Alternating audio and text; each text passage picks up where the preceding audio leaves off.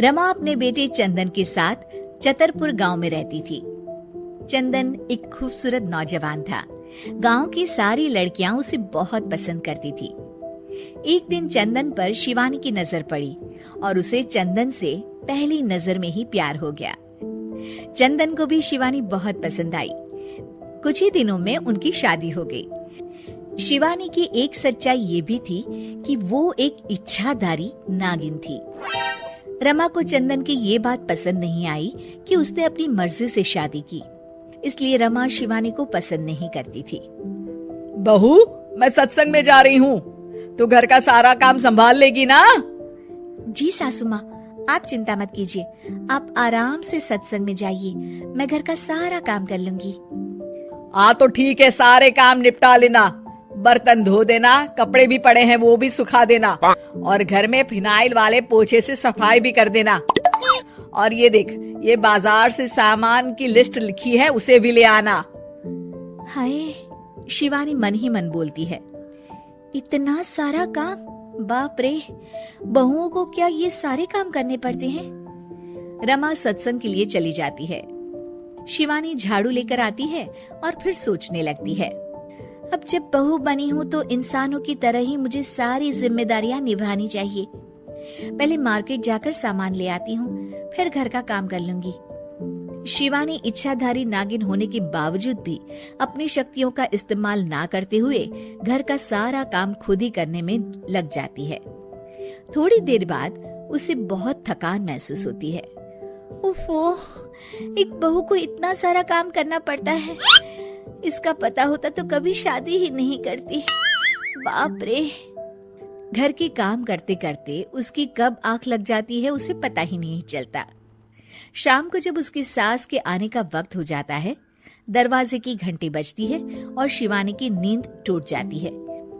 ओह, mummy जी तो आ भी गई और अभी तो आधा काम पड़ा हुआ है। मैं सासू माँ को क्या मुंह दिखाऊंगी? ओफो, क्या करूं? एक काम करती हूँ, अपनी शक्तियों का इस्तेमाल कर ही लेती हूँ। शिवानी घर का सारा काम अपनी जादुई शक्तियों से खत्म कर लेती है और फिर दरवाजा खोलती है। अरे बहू, तुझे इतना वक्त क्यों लगा दरवाजा खोलने में? माफ कीजिएगा सासू माँ, मैं सो गई थी।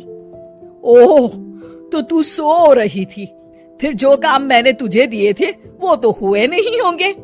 सब कहने की बातें होती है। रमा घर में आती है और देखती है कि सारे काम हो चुके हैं। वो एकदम चौंक जाती है। अरे, इसने तो सारे काम कर दिए, वो भी इतने अच्छे से। ये इंसान के भेष में कोई चुड़ैल तो नहीं है? अब क्या हुआ सासू माँ, आप क्या सोचने लग गई? अब कुछ नहीं। चलिए खाना खा लेते हैं। अगले दिन शिवानी रसोई में काम कर रही होती है, तभी वहाँ उसकी सास आ जाती है। बहू, आज ना मेरी कुछ सहेलियां आने वाली है, तुम कुछ अच्छा सा बना देना उनके लिए खाने में। जी मम्मी जी। रमा के जाने के बाद शिवानी अपनी जादुई शक्ति से सारा काम कर देती है। शाम को रमा की सारी सहेलियां आती हैं। अरे रमा, अपनी बहू से तो मिलवा। रमा शिवानी को बुलाती है। शिवानी बहुत ही सुंदर थी। रमा की सारी सहेलियां उसे देखकर चौंक जाती हैं। अरे रमा, तेरी बहू तो बहुत ही सुंदर है, अपने बेटे के लिए चुनकर बहू ढूंढी है तूने। ये लीजिए, आप ये कचौड़ी खाइए। रमा की सभी सहेलियां खाना खाती हैं और उन्हें खाना बहुत पसंद आता है। अरे वाह भाई वाह, रमा मान गए तुम्हारी बहू को, कितना अच्छा खाना बना लेती है।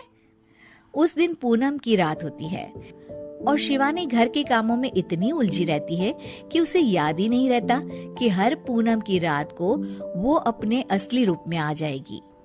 वो रसोई में काम कर रही होती है, तभी उसका असली रूप सामने आने लगता है। शिवानी ये देखकर घबरा जाती है।